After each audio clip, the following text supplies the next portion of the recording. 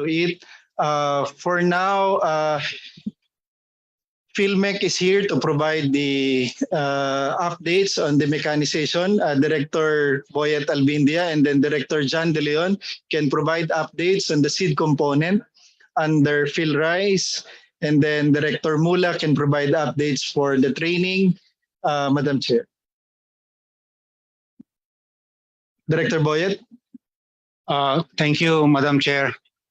For the implementation of RCEP mechanization program, we have the list of recipients that was given or provided by the program from 2019 to 2022. And I will give you the list if you want, sir. Now, for the technologies provided, we provided a lot of technologies, and the overall accomplishment of PhilMech in terms of in terms of physical accomplishment is 103% as of the moment. And also in that report, I will give you and I will provide you, Your Honor. Madam Chair, I would like to know also, what is the plan with the RCEF moving forward after ng 2024 or 2025? Yeah, yes, Madam Chair. I can only speak for the mechanization component. For the last 3 years, we concentrated on the production machineries, meaning starting from land preparation, crop establishment, crop care, and harvesting. But for the next 3 years of the PhilMech mechanization component implementation, we will concentrate on post-harvest equipments, meaning we will provide dryers and rice mill for our qualified farmers beneficiaries.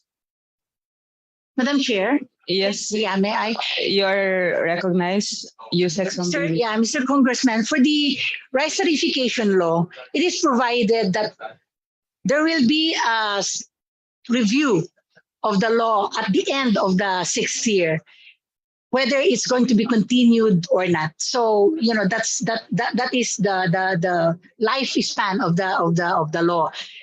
At mid-year, there is an ongoing review now of the allocation of the fund. So I think the review is coming out already, probably in the next few months, because they have already conducted, you know, some interviews with those of the implementers and of the beneficiaries. Thank you, Madam Chair. Madam Chair, I would like to make a short manifestation. Considering the success of the RCEF, I think the department should continue this program and seek additional funding for this, since it is only until 2024. But considering the success of the program, I think we should look into continuing it. Pero yung concern ko, kung hindi umaabot sa threshold kasi yung province or yung area, hindi na sila makakasali sa program. So paano naman yung mga provinces at area na may potential pero hindi ma-develop dahil wala silang access sa ganitong funding, for example sa Northern Samar po?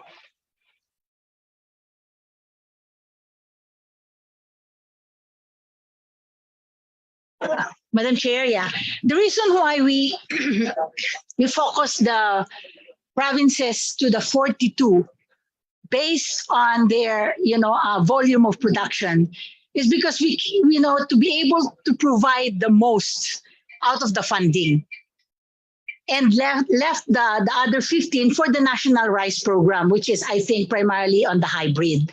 So yun po yung base kung bakit nakita na sinelect lang natin itong 42. These are the areas, the provinces that are mostly cultivating inbred rice, and they are the highest in terms of volume of production. But in the evaluation of the law, we can now consider, you know, your proposal, Mr. Congressman, to expand the beneficial or the advantage that are being extended by the law. Thank you, Madam Chair. Madam Chair, I would like to ask our resource persons if they would agree that Northern Samar has the capability to meet the demands of the agricultural sector. Because to double check, based on the numbers, Northern Samar is producing 2.75 million metric tons. They have the land area, they have the people, so why not help them? Sige po, we'll look at that and thank you. And Madam Chair. Madam Chair, I'd like to make a manifestation. Speaking specifically for Northern Samar, this would really give the province holistic growth. It gives livelihood, it gives assistance, and it would lessen insurgency. No less than the people in the area believe that providing growth to the agriculture sector would lessen insurgency in the area. If they agree na they can form part, bakit hindi na lang kasi babaan yung threshold? So this year is the review year of the rice tarification law. Aside from extending the RCEF, why don't we look at either adjusting the metrics or including more provinces that have potential? I would like to believe that the Department of Agriculture should think outside the box at this point. Sticking to the current norm is a sloppy move. We should explore other ways to increase capacity. And if that includes fixing legislation or adding more funding, I think we should explore that option. Salamat po, Madam Chair. Thank you very much, Honorable J.C. Abalos. We will now proceed. The next interpellator is Representative Edo Rama.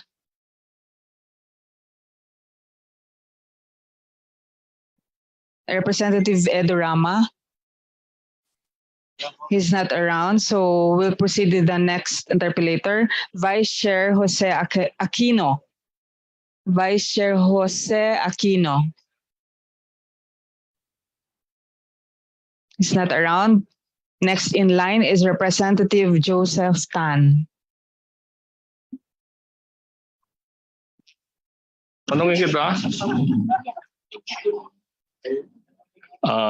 Thank you, Madam Chair. Sa DA family, magandang hapon, no? Una, no, ang tanong po natin una na masaya po tayo, at least tumaas ang pondo ng DA na himigit kumulang 39% from 117 billion naging 163 billion na. So yun ho, at least malaking impakto sa gastusin. Bagamat alam po naman natin na kulang pa rin. Ano po? So ang gusto lang ho kasi nating malaman, kung sa pondo po natin sa 2023, may nilan ho ba tayong pondo sa BSWM? Lalo tigil sila ho ang may hawak ng swim, di po ba? Sa small water impounding o kaya small water swim or sweep. Mayroon ho ba tayong allocation for next year? Kasi nakikita naman po natin kasi hindi naman ho tayo makapaghihintay sa mga big projects kasi sa FS pa lang inaabot na ho na 1, 2, 3 taon.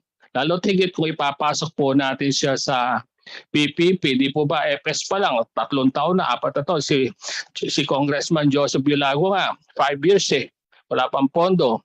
So sa nakikita ho natin para ma-address agad natin yung patubig, yung hong swim o kaya sweep, may nalaan ho ba tayong pondo for next year? This is Junel po of BSWM. Madam Chair, Please proceed. unfortunately po, we don't have available budget based on the NEP for the development of new sweep. But in our NEP, we have budget for the provision of giving technical assistance from planning up to the design. Ang nakikita ko sana kung pwede, baka naman pwede kayong within your means, no, ay magkaroon kayo ng realignment man lang kahit konti. Like for example, sa Isabela po, no, sa tanong ko kanina sa ating butihing regional manager Ortega Nia, no, meron pa tayo mga 82,000 hectares na pwedeng patubigan. So malaking impact ho to pag napatubigan natin sila. Sa maiksing panahon, pwede natin pulo-puluin na sila. Unlike nung sa malalaking pondo ho, kasi talagang alam naman natin na makapagpapatubig ng mas malawak, Pero it takes time. Kaya marapat dapat lang ho siguro tignan niyo ho ng pansin. Sir, Madam Chair. Madam Chair, may I be allowed to answer? Yes, please proceed. Thank you, Madam Chair. Honorable Congressman, for the small-scale irrigation project under the National Rice Program, which will be implemented by our regional field offices, 721 million is allocated under the National Rice Program. For the National Corn Program, it's about 88.7 million. And for the National High Value Program, it's about 92 million, Madam Chair. Yan ho ba, Madam Chair, yung mga sweep at swim na sinasabi natin? Yes po, included po rito ang small water impounding projects, solar powered irrigation systems, and other. So yung nabanggit nga, Madam Chair, yun ho ang pondo for Isabela. O sa nationwide. Ilan ho sa nationwide? This is nationwide. Nationwide allocation. Yes, so po. wala pa 1 billion kung tutusin. Yes po. Sana madagdagan na lang po para at least para matugunan natin agad yung pangailangan natin sa food security as far as rice is concerned. Yes po. Ano po? Ito pa ho, pangalawang katanungan natin sa soil laboratory. Ang tanong ko ho, at narinig ko nga ho kanina sa isang congressman po natin tungkol sa soil laboratory. Totoo yan, nakaugalian na natin yung mga minamahal natin mga farmers kung ano nakaugalian nila. Maasim na lupa, hindi pa nila alam ang gagawin, minana pa nila sa lolo nila, sa lola nila. Tanong ho dyan, sa 82 provinces more or less, meron na ho ba tayong mga soil laboratory? Madam Chair, at the national level, we have 16 regional soil lab. That's but overall, including the private laboratory and including our national lab at the Department of Agriculture, we have more or less 40 soil laboratories in the country. Madam Chair, kasi ang iniisip po natin, napakalayo kasi ng Tugigaraw sa Santiago City, sa 4th District of Isabela. It takes us 3 hours, no? Napakahirap na tumravel pa. So, yung ina-suggest ko, kung kaya pa rin natin, kung di naman kaya, for next year, pwede rin naman, sana in every provinces, assuming we have 81 provinces, better po siguro maglagay tayo, pondohan natin. Like for example, sa Santiago City, ang city government as three-term city mayor po ako, nag-initiate na ho ang sarili ko ron. Pondo ng city government, inassist lang po tayo ng DA Regional Office. Sana matugunan natin. Kahit utay-utay lang, hindi naman biglaan. Lahat saan ng probinsya, malag dyan, huwag lang sa regional office. Madam Chair. Kaya ho ba, no? Sana next year, o kung hindi man kaya, kung hindi kaya natin sa 2023, it would be 2024. Basta maumpisahan lang ho natin, malaki impact ho to eh. Kasi minsan talaga, doon nga ho, dapat sana may map din tayo yung buong Pilipinas. Kunyari, sinabi natin Santiago City, o ito ang suitable commodities dito, ito dapat itanim natin. Kasi minsan nagtatrial error po kasi yung mga kababayan natin, hindi na pala bagay yung pananim doon. Kaya sana magkaroon tayo ng overall PH, pag-determine natin. Kasi ginawa ko rin ho sa Santiago City ito, kaya lang, maiksi rin talaga ang 9 years. Pero sana tayo mismo i-icon natin na buong Pilipinas na. Please wrap up. Kundi na lang. At siyempre po, yung cold storage, no? Isang malaking problema rin po talaga yan. Kapag dumami to, nasisira yung mga pananim, sana bigyan ho natin kakulang pansin para sa ganun may paglagyan tayo. At saka yung fingerlings, sana buong probinsya, buong 81 provinces, sana may sarili tayong nagpo-produce din ng fingerlings. So happy na bigyan din kami ng DA sa Santiago City. Bagamat siyempre ang consideration po natin national, sana mabigyan natin. Pati yung NMIS po, higpitan po sana natin. Yun lang ho, Madam Chair, at thank you.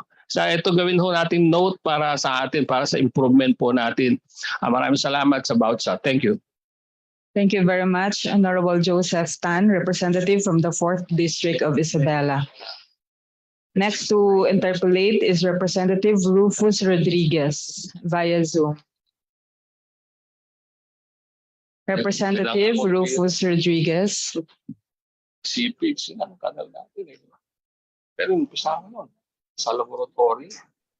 Yes, thank you very much, my fellow Mindanaonon Vice Chair, Divine You. Thank you very much for recognizing me this pleasant afternoon. And now may I therefore first greet my good friend, Undersecretary Ding Panganiban, because he was the Secretary of the Department of Agriculture during the time of former President Joseph Estrada and former President Gloria Macapagal Arroyo.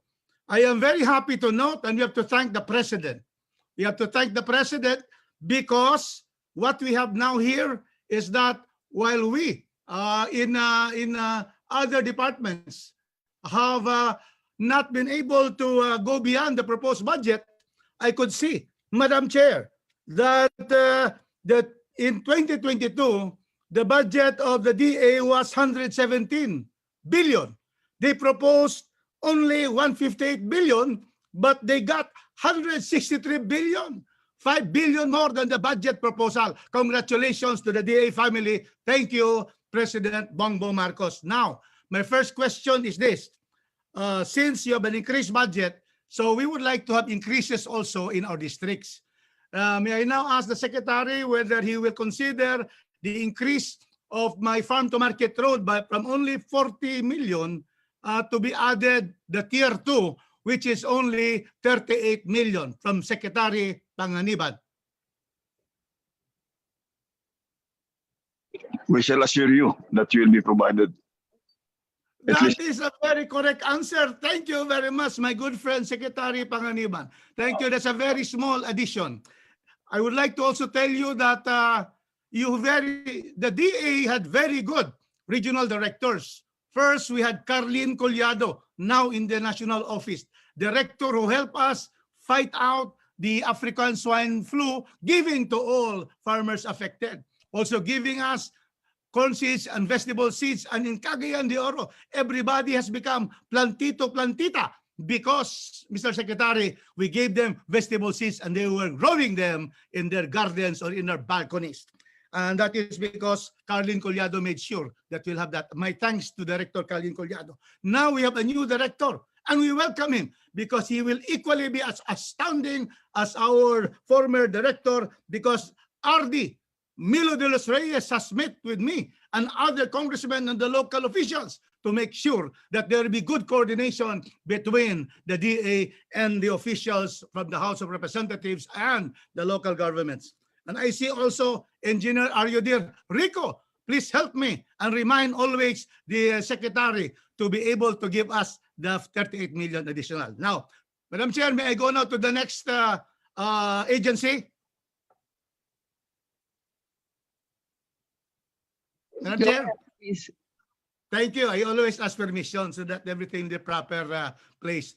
My next question is my good friend, our Undersecretary Administrator of the National Irrigation Administration, the Honorable Benny Antiporda.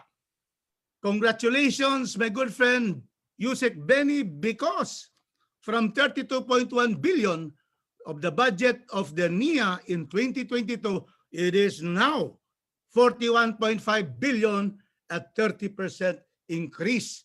And because of that increase, can the Honorable Undersecretary consider my request for just an additional 18 billion for our, we have the communal irrigation project, community, because while it's true there are big tickets projects, but cities like Cagayan de Oro, we have upland barangays, which will need, therefore, this is small.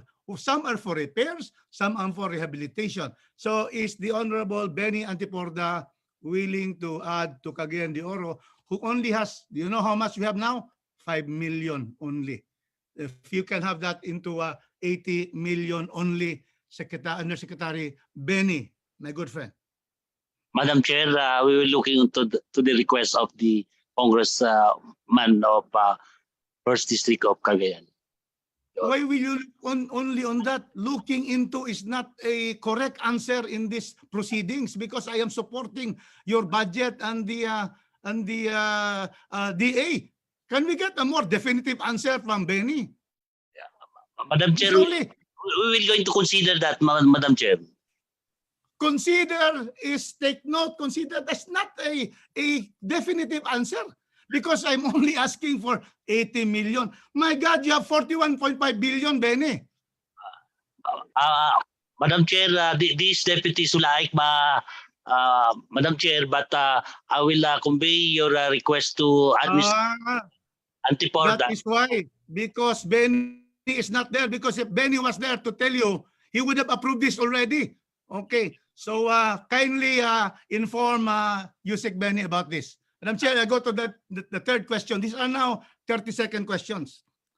Please. To be far, Madam Chair, to be far to our OAC, Nestor Dominden. We have a very good regional director in Region 10, June Bacolod. And in this particular BFAR, I have a letter to you to ask for a 50 fiberglass reinforced boats, fishing boats, and then fishing nets, fishing equipment, and a 1-footer promised to me 5 years ago, 30-footer boat, and then also the hatcheries of fresh water of 30 million and marine. I have the sites already. May I ask from OIC Nestor Dominden whether he's going to approve the request of the representative of the City of Golden Friendship, Cagayan de Oro City. Madam Chair, Yes, please the request respond. of the Honorable Congressman is accommodated. Thank you very much. That is the right answer again. Thank you very much. I go now to the PCA, my good friend General Madrigal. Very short question. As a good friend, will you be giving 10,000 Katigan dwarf and 10,000 Takunan dwarf to our coconut farmers of Cagayan de Oro, our dear administrator of the Philippine Coconut Authority, Administrator General, my good friend General Madrigal? Yes, before We'll do that, the Madam answer, Chair. wait, Kong Rufus, please wind up. Just 3 more 30 seconders, Madam Chair, because I am asking. I don't want to go to the second round nor the plenary. Just 3 more agencies, because you know the DA has many agencies, and we have therefore just give us additional 90 seconds. 3 questions after General Madrigal. Questions, please. We'll do that, Madam Chair. To General Madrigal, request for 10,000 Takunan dwarf and 10,000 Katigan dwarf for the farmers. We will do that, Madam Chair, Congressman Rodriguez, sir. It's nice to see my good friend. We were together in the 4th Military Area. Thank you. Second to the last question, Madam Chair, is to the Philippine Fishport Development Authority, OIC Iris de Vera. My question is, may I request that you give us for our community fish ports, because Cagayan de Oro is coastal and there are farmers, there are fisher folks in our big 3 municipality barangays. 10 million for Macabalan, 10 million for Tablon Barangay, and 10 million for Puerto. Can we hear Iris, OIC GM, Iris de Vera? Yes, Madam Chair.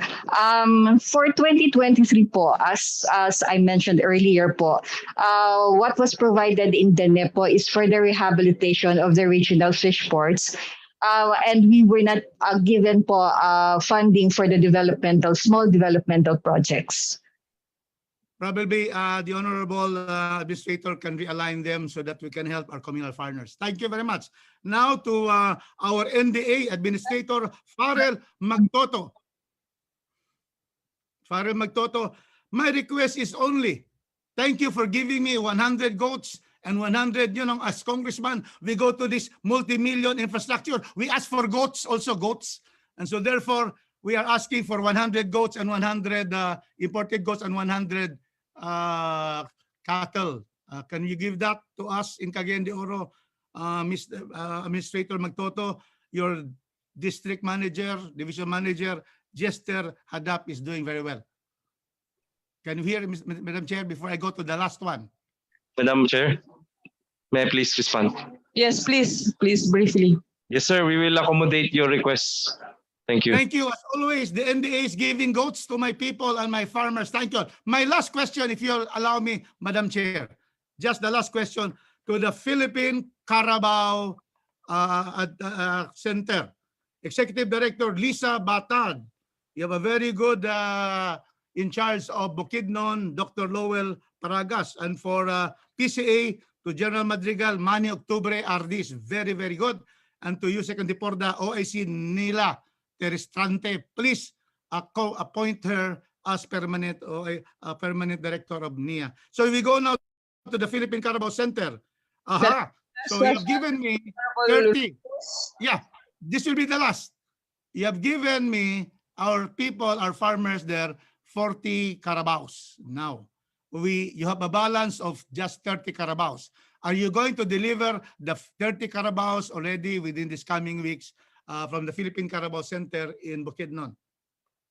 Honorable Chair and our champion Congressman Rufus Rodriguez. Opo. Thank you. We will provide, but ilambing po namin on a staggered basis po within the year. No problem, as long as it will come. Thank you very much. Madam Chair, I move for the approval of the DA budget of 163 billion in support of our President and our Undersecretary. And I move for the approval of the 41.5 billion for the NIA, for the Irrigation Administration. Thank you very much, Madam Chair. Thank you. We'll consider your motion in the proper time. So let's now proceed to the next interpellator. Representative Eddie Bong Plaza, you're recognized. Thank you, Chairwoman, Mr. Yusek.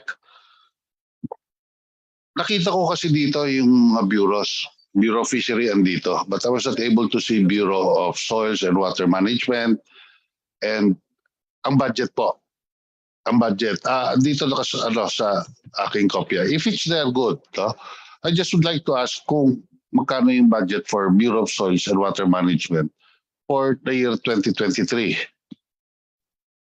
Kasi why I'm concerned about this, ang budget po ng agriculture for fertilizer for 2023 is 19.5 billion. Pero wala po akong nakikitang upgrading of our laboratories. The director has said we have 40 labs all over the country. Ang tanong ko po is, updated ba yung ating labs? Kompleto po ba yung ating labs?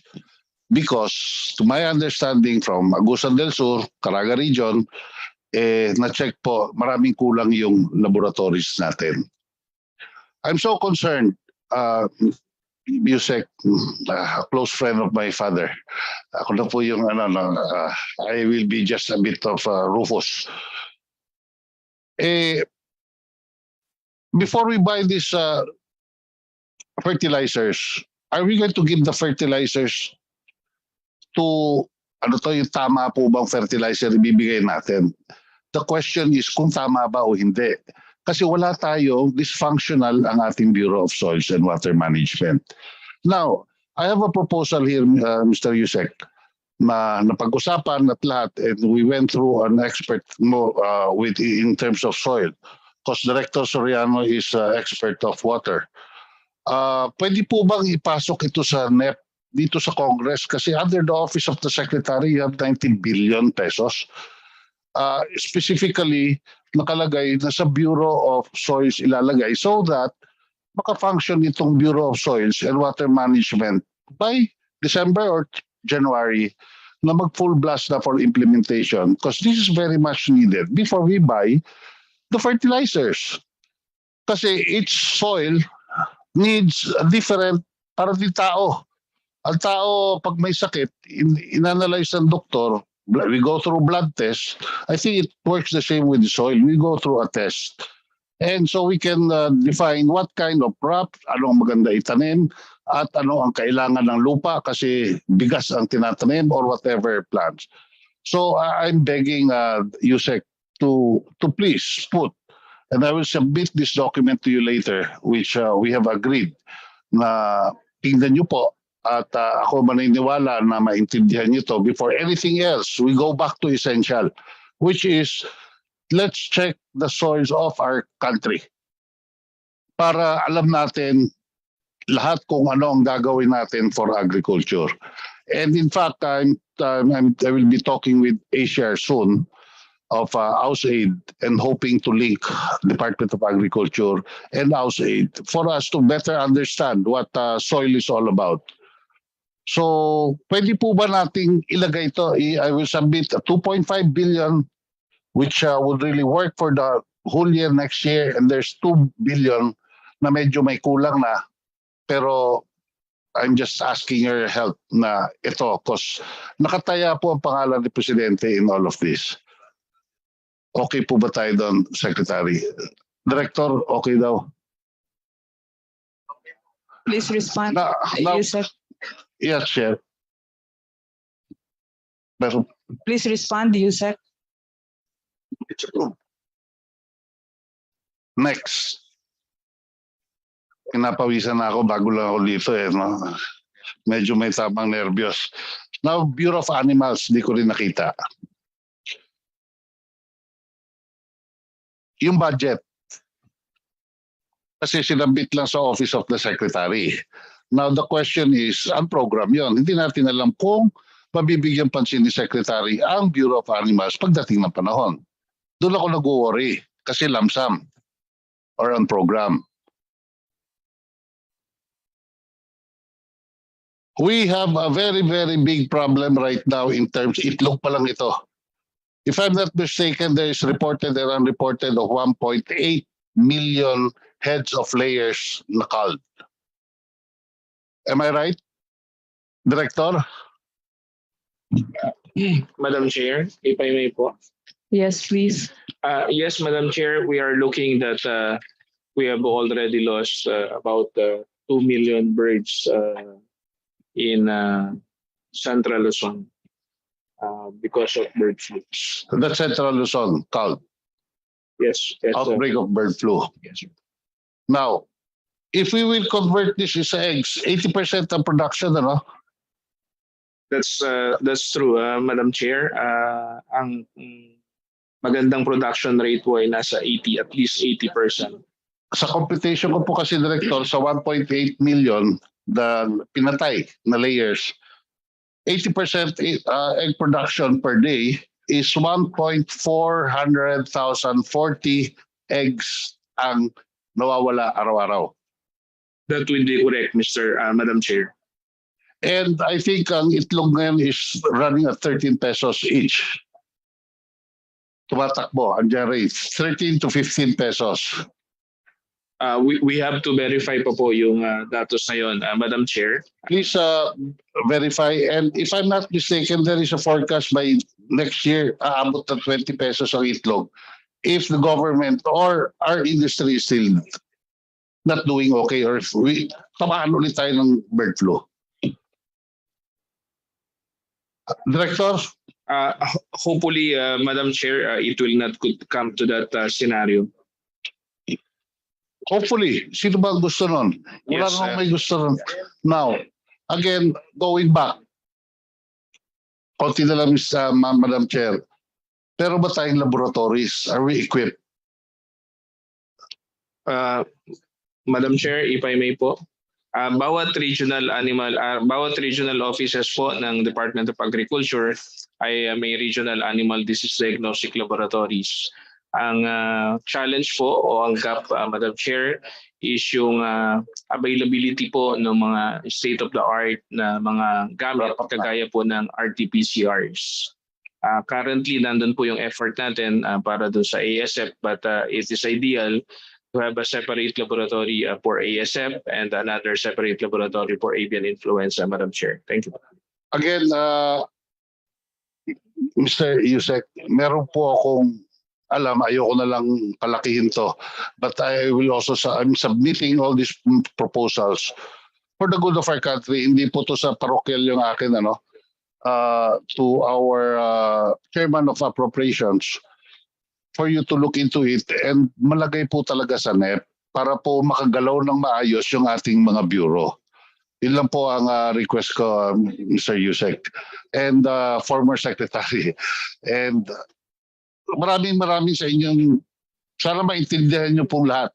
Kasi alam ko the DA itself, kung titingnan HR audit kayo, marami kayong kulang na mga technical people.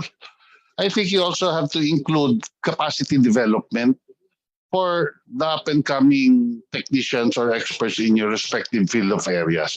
So because I can be of help, especially sa house aid. Agusan del Sur is really a beneficiary or alaga ng house aid. Pwede po nating makausap para po yung pag-aaral, scholarship, papadala sa Australia or whatever. Right now, I'm trying to link with Thailand for their best practices. So sana po, Yusek, I will have soon makapag-usap sa iyo so that I will learn from you and maybe people will from DA will learn from me. Kasi Agusan del Sur, nanalo na po ng Galing Pook Award noong 2021 regarding upland sustainable agroforestry development. And I'm proud of it. And maybe we can help each other in doing so in the coming years. Thank you very much, Representative Eddie Bong Plaza from the 2nd District of Agusan del Sur. Next to interpolate is Representative Virginel Biron. Thank you, Madam Chair. Good afternoon to Undersecretary Dean and to the DA family. These are simple questions, no? And if time permits, we can discuss on national concerns. First of all, I would like to commend the DA for being so generous to all the requests of Congressman Rodriguez. I hope that my request would be granted all as well after my interpellation. Undersecretary, the budget for Region 6, Western Visayas, where Iloilo belongs, for FMR has reached 861 million pesos.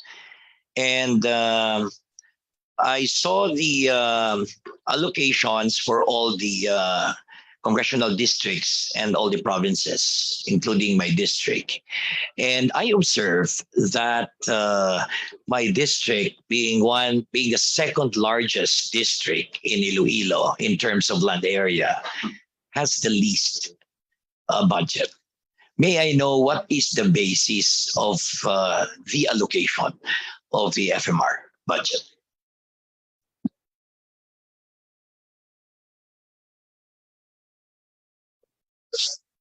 Please respond. The Secretary previously it's the same questions. So the allocation will be reviewed and update will be revised.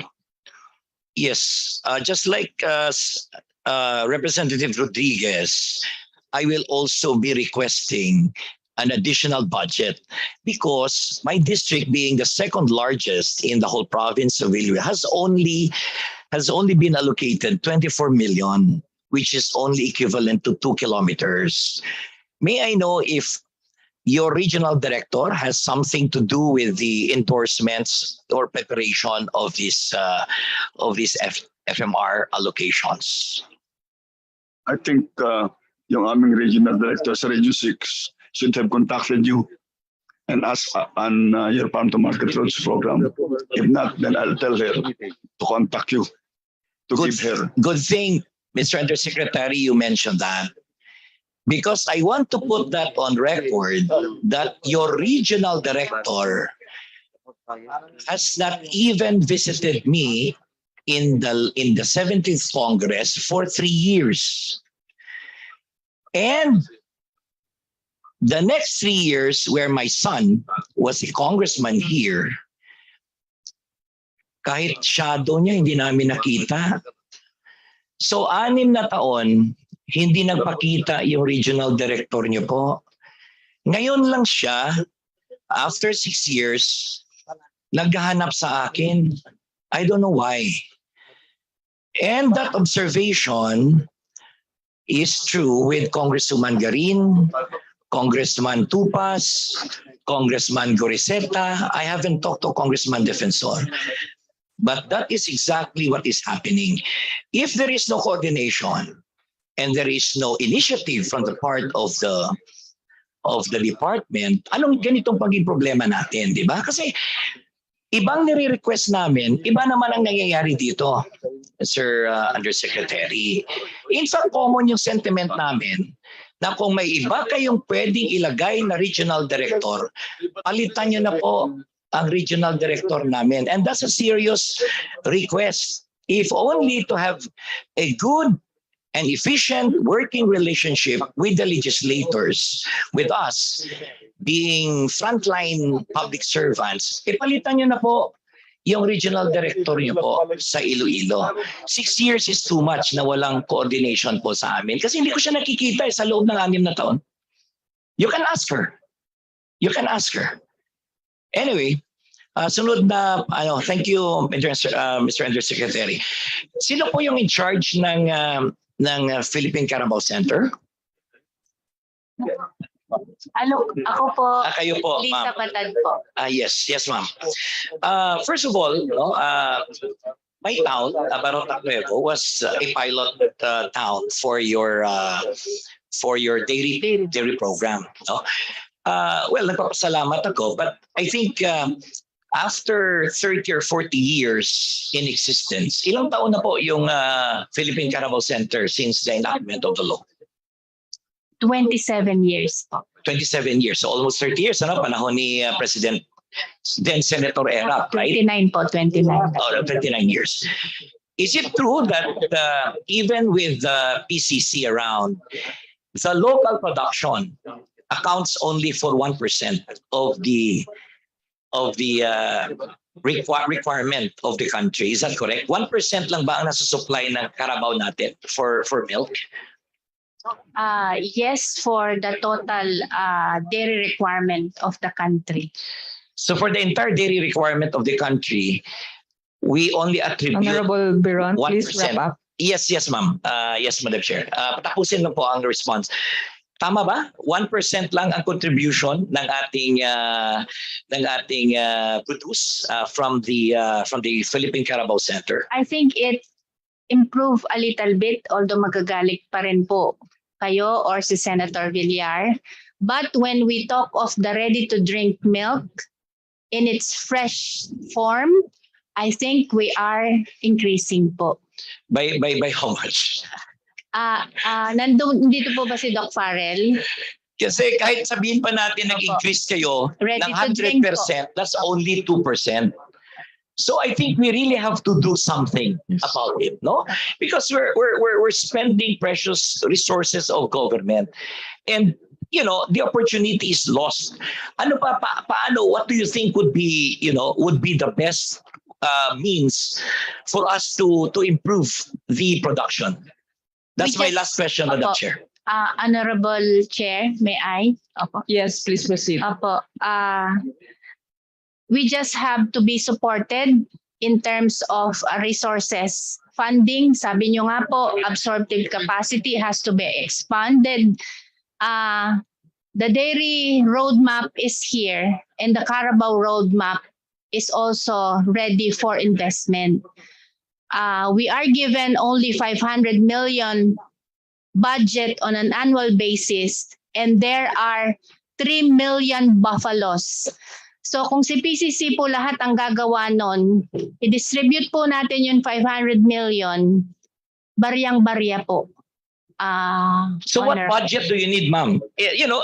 Nandito kami, tutulungan po kayo.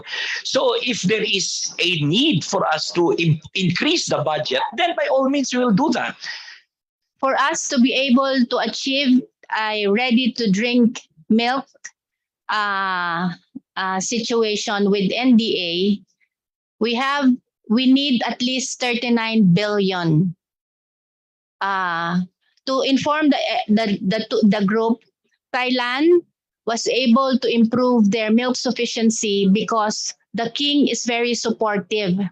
They are investing in $1 billion on an annual basis po. Thank you very much, Representative Biron. Yeah, thank you, Madam Chair. And perhaps later on, if the second round would allow me, I will reserve my privilege to go for a second round. Yes. Thank you, Our next interpolator is Vice Chair JJ Suarez. Vice Chairman JJ Suarez is not around. Next In line is Vice Chair Claude Bautista via Zoom. The next in the list is Vice Chair Virgilio Lacson. Thank you, Madam Chair. Good evening to the DA family. Yeah. Habol lang yung mga question ko, no? Alam ko kanina pa kayo nandito. Pero anyway, with regards to dun sa mga priority legislative agenda, isa sa priority legislative agenda ng gobyerno natin is yung digitalization. So are you ready? Anong mga plans nyo sa digitalization ng DA?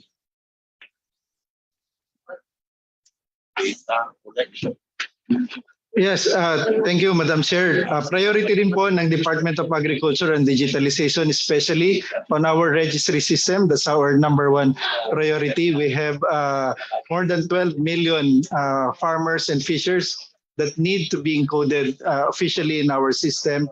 And right now we have only about 5.6 million. We also need to incorporate data coming from PCA, from BIFAR and other agencies. So definitely we need more budget for digitalization as well as other projects, Madam Chair. Thank you. Yeah.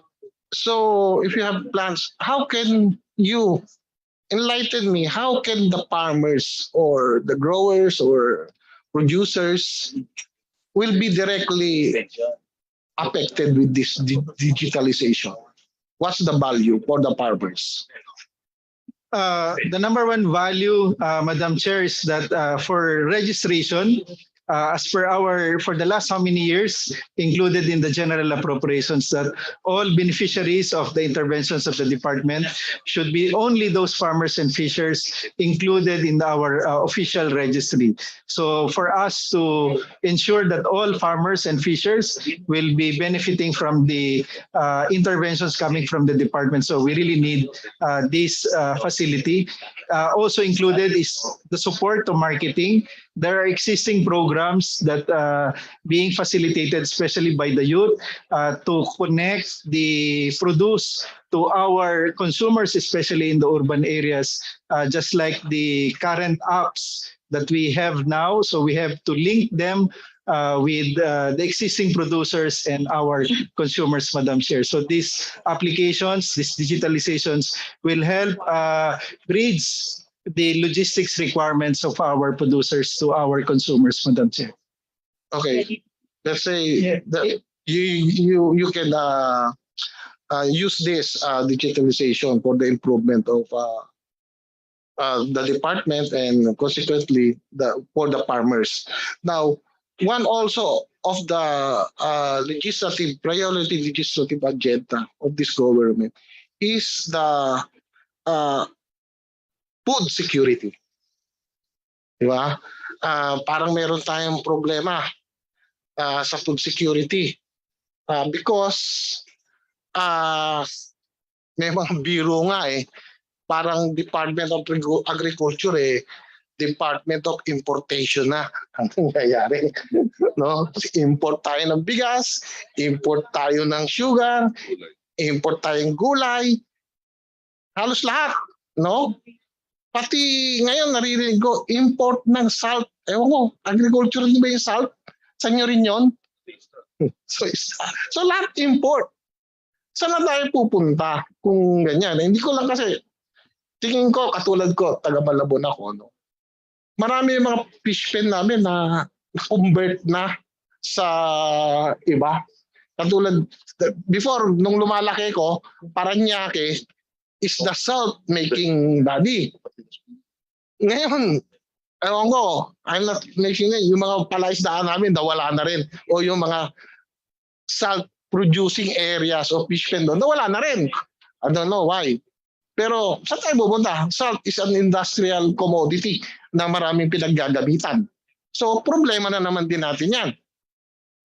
I don't know where we're going. Talaga bang importation na lang lahat ba ang sagot? But then, kung importation, meron din tayong problema I heard maraming countries ang hindi na mag-export. Like, I heard China is having a drought. So, kaagaw natin sa pagbili ng bigas. Saan tayo pupunta ngayon? So, what could be your solutions? Meron ba kayong naiisip ng mga solution sa mga tinitignan nating problema na gato? Just wide idea lang. Kahit ang anong idea. Kung hindi na tayo makipag-import, saan tayo pupunta? Tagal na nating problema to eh. Hindi ito bago. No. So before mag-projection 'yan, dapat may study tayo kung saan na tayo pupunta. So can we have some ideas kung saan tayo pupunta kung hindi na tayo makapag-import? Anybody can answer? Yun po ang sinasabi ng presidente na bakit tayo nag-i-import kung pwede naman tayo mag-produce. So ang amin pong palatuntunang isinasagawa